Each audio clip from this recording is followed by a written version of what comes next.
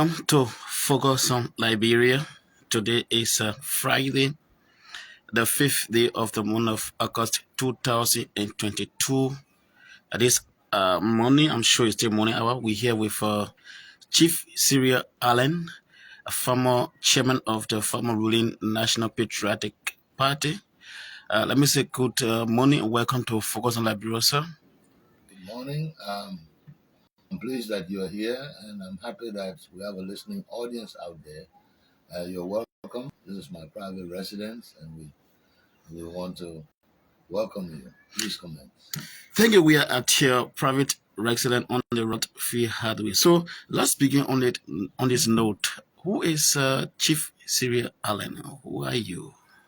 Well, I think the electronic media and the internet can tell people who I am. Basically, I am a Liberian citizen that have been very active in the political sector. We don't want to go back to my school days, but we have served in many capacities in our country. We've served our country for the past 35 years. We have um, been in key decision-making positions. We have played major role in the political sphere of our country, and we continue to commit ourselves to a patriotic endeavor of making the lives of our citizens better, restoring our infrastructure, and maintaining peace, stability, and harmony in our country. I'm retired right now. I retired about 10 years ago, and I'm a farmer. I'm a retired farmer, and I, I operate a farm in Kanala, Liberia. On the farm, we have oil palm. We have about 6,000 oil palm trees. We have 504 plots of rice. We plant only red rice, and we produce an average of 100, bags twice a year. We use the swamp as the means of irrigation, and we supply the FABRA. The Minister of Agriculture has a private agriculture company that export rice to Europe, and they assist us with the machine to thresh the rice and bag it for the market. So we also have about 30 acres planted in cassava. Twice a year, we produce about 50, 52 bags of farina for the market, and we have our major buyers at the Gorbachev market. Wow, that's great. We also produce about 40 to 50 drums of palm oil on an annual basis, and we have our buyers too from the Marketing Association at the Gorbachev market. So basically, that's what we have. We have cattle. We have about 21 cows, and we are just breeding them for future sale to the market. When they are oversized, we sell them, and then buy some younger cows to be able to produce. Basically, that's what we have. We have a coffee processing plant built in there, and we have a farina mill that produces farina. Basically, we have 132 workers. 78 of them are contractors. The rest of them are permanent workers that clean up and plant and harvest and process. Basically, that's what we are doing now. We try to maintain the farm and create employment. At the farm, we have a 10-bedroom clinic also to facilitate the three communities around, and we take care of we have a nursing staff, we have a midwifery. Do you pay them yourself? Where the staff at the clinic are paid partially by me, and then the majority of them are paid by the Ministry of Health, Okay. and the drugs are provided partially by me, by the farm, 30%, and then 70% of the drugs and medical supplies are provided by the Ministry of Health. It is registered under the Ministry of Health and part of the Magidi medical facility. So that is what basically we do. We serve three communities there, and most of our people are treated when they are sick, and when they are beyond the limits of the clinic, we send them to the referral hospital in Capita. Great. So, as we conclude on the farm, why did you decide to venture into agriculture after your retirement? What is important? Farming has been part of my family structure. Well, the farm that we operate now is originally owned by my parents, 50 acres, and then I bought an additional 100 acres of land in 2002 to add up to the farm and continue that. My choice is my upbringing. I want people to understand that initially my first education in college was agriculture. I went to the University of Liberia, the College of Agriculture and Forestry, and spent 2 years there before I matriculated to Cottington, where I did a first degree in political science.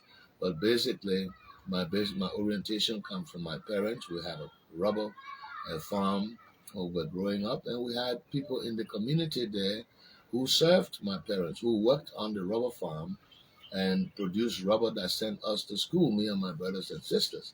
So upon retirement, I thought I had an obligation to the community to ensure that the children and grandchildren of those workers on the farm have a means of education, one, and two, have a life and a profession. So we dealt into that. I did not mention uh, we have a school that my mother started, a Brown Elementary School, that actually have about 400 students in there now. It stopped from elementary to ninth grade.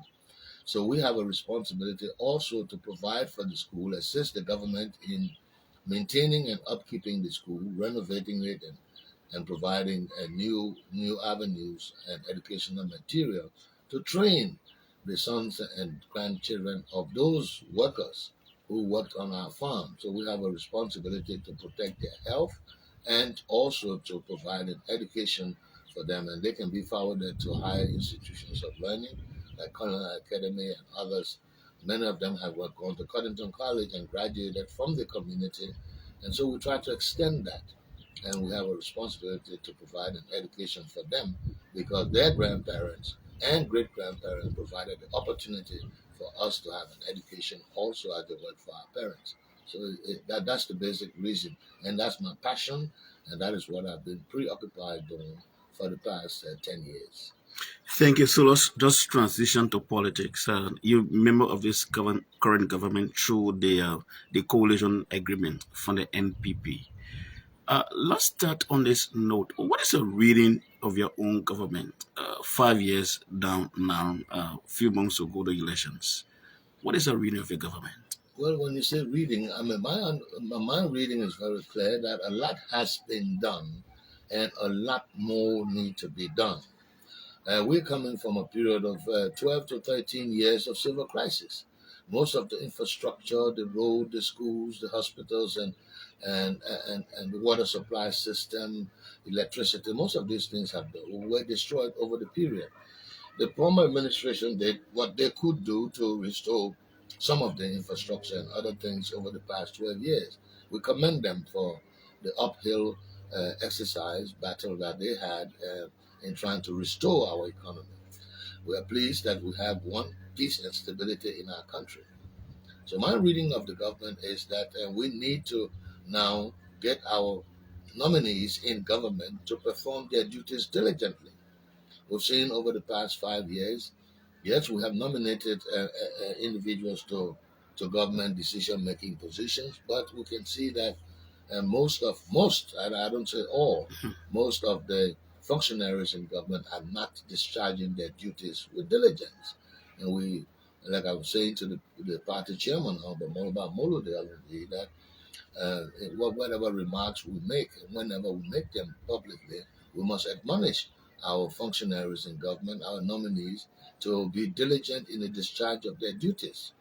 We have the opportunity, the international community is giving a lot of support, and we need to blend that support with commitment and dedication to national government initiatives. Lots of roads have been constructed, others have been opened up. Cape Mount Bombing Highway is coming along. Most of the roads in the southeast have been done. Nimba County, a lot of roads are going on. But we need to commit ourselves to the medical the healthcare system in our country. Government needs to do a lot more to engage the international community to continue to support the medical section and the schools. We need to provide better educational facilities and modern education technique and technology to enhance the lives of the citizen. We need to ensure that the legislature, national legislature, will be promulgating laws that are of national interest. Most of the laws that are being implemented now are not of national interest. They are of selfish motives by the legislators. And we call upon them to continue to do what is prudent and rational on behalf of the citizens of the country. Let them be selfless and and make sure that laws are made for the broad interests of the citizens of our country. We cannot have one group of people, 103 people in the country, having $35 million of our national budget. That is very selfish and that is unpatriotic. That is some of the things that I see going on now. But I think the national government is committed to national development effort. The president himself has said in the platform it's a proper agenda for prosperity and development, and he's focused on that.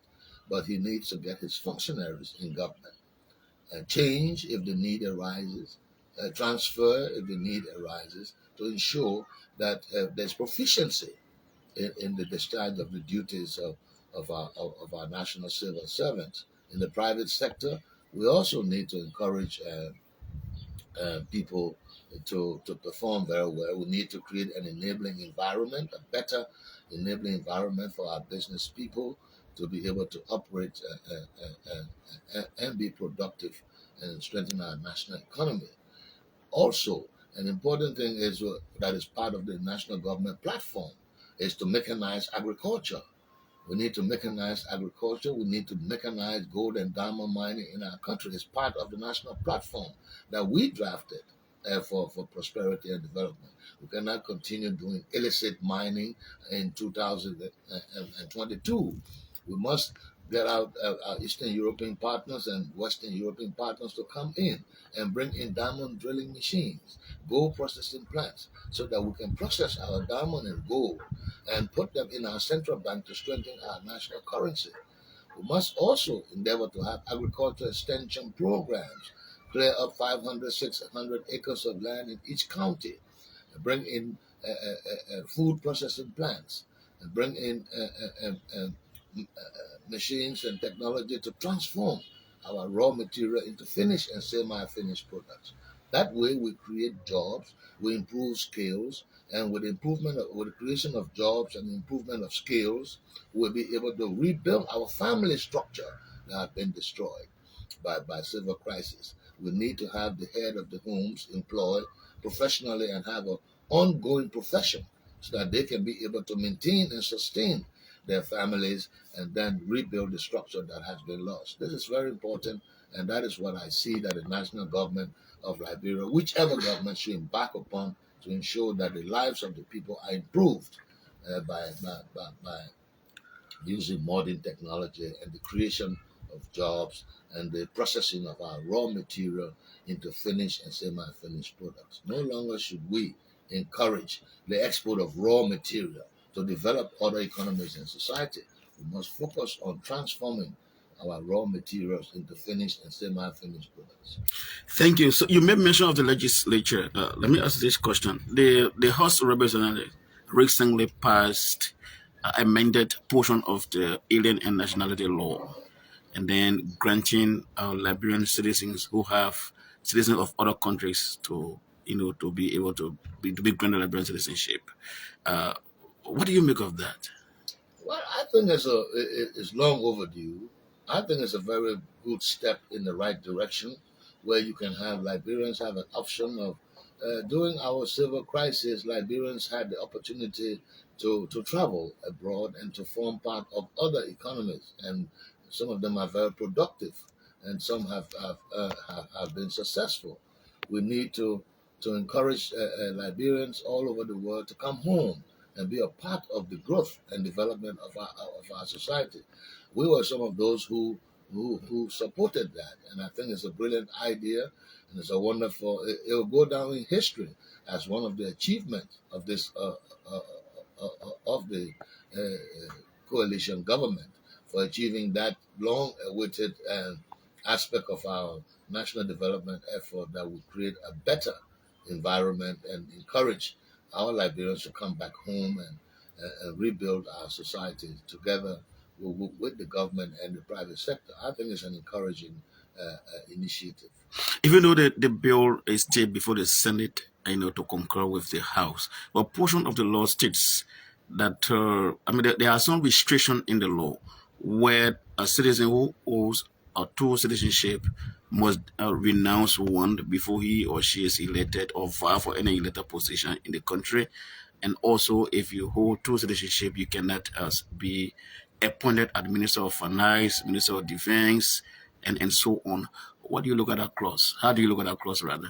Well, I think it's positive too. I don't think it's negative. I think there must be some restrictions, there must be some guidelines, and there must be some opportunities for those who do not proceed along those lines. I think it is a good. It's positive. Whatever decision is made by the legislature in this regard would be positive in the right direction. I think people should understand that the national interest of our country is paramount, and that those who want to occupy key decision-making positions and commit our national government should be patriotic in nature and nationalistic in their endeavors, and not only just looking for these positions simply because they want a job or they want to sustain or support their families. I think it is good to put into building some constraints and building some restrictions that would give greater opportunity to those who are on the ground. That's how I feel about that. That's a personal opinion. I do not express the opinion of any Yeah, institution. yeah. I do not express the opinion of any government. I'm an independent Liberian, patriotic in nature, and hoping that all be well for our country as we go along. Okay, so there was an incident on July 26th, the celebration of our Independence Day, where two groups of people clashed.